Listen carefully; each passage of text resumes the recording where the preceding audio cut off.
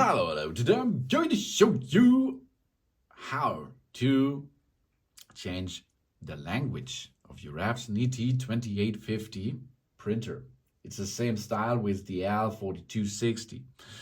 Because if you set a failure with the language, for example, it's in German or in Chinese or something else, you have a problem to read what's going on.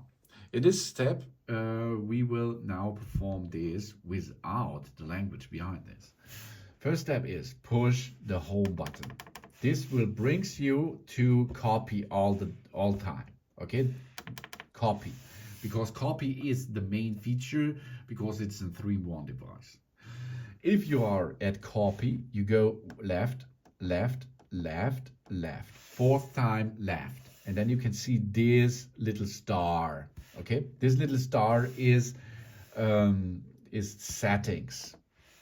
Then you go to the printer adjustment, printer settings. This is menu 2.9. That means you come into settings and go once to the right side, go to OK. Now once, twice, third.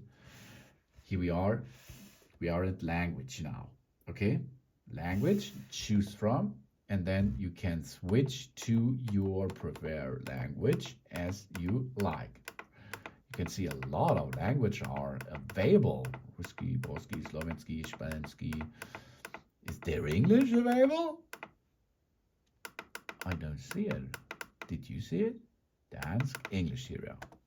Then push OK, job's done. Okay, now a little bit faster. We go 1, 2, 3, 4 to the left settings. Then we go once right printer setup. Then we go 3 times right language, and there we are. Okay, here we can choose your language which you like to choose and use. Thanks for watching. Please subscribe me and give me a positive feedback, and I hope to see you again on my channel. Soon.